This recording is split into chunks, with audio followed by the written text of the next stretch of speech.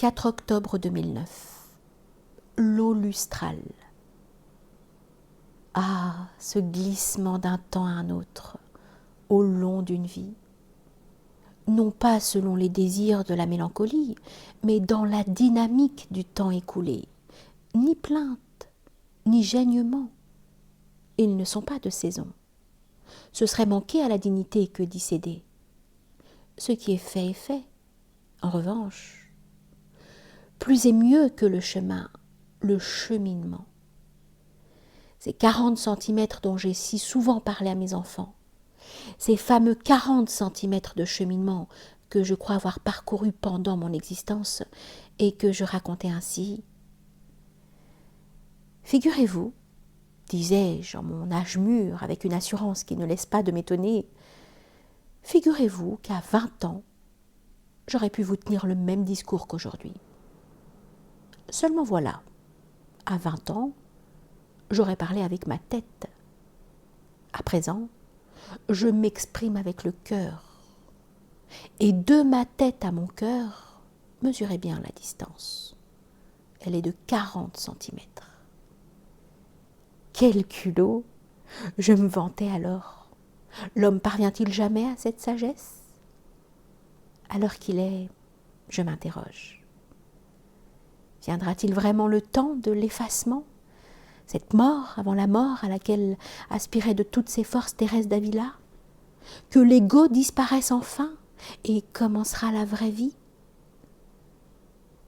Je vous laisse la paix, je vous donne ma paix, nous dit et redit Jésus. Sa paix? Non, pas la paix selon le monde, je l'écris 100 fois, mais la paix intérieure. Tout ensemble pacification et apaisement, à quoi se reconnaît la mort de l'ego, source de nos tourments, de nos vains désirs, de nos appétits insensés. Hier, j'avais 17 ans. Aujourd'hui, j'en ai 60 de plus. Cherchez l'erreur. Car enfin, où est la différence? En son fort intérieur, le bonhomme reste égal à lui-même. À preuve, la précision de son souvenir et sa tendresse envers l'adolescent qu'il fut. Je me dis, de l'un à l'autre, à travers le temps, les préoccupations ont changé. Est-ce si vrai? Plus je descends en moi, plus je me convainc qu'a seulement changé mon regard. Quel âge avais-je donc quand je me suis inventé une prière que je continue à réciter et qui s'adresse à Dieu en ces termes? Seigneur, faites que je ne m'habitue pas à ce monde-ci. J'avais tout bonnement 15 ans. La continuité, la fidélité à soi-même, c'est là et nulle part ailleurs qu'il convient de le chercher.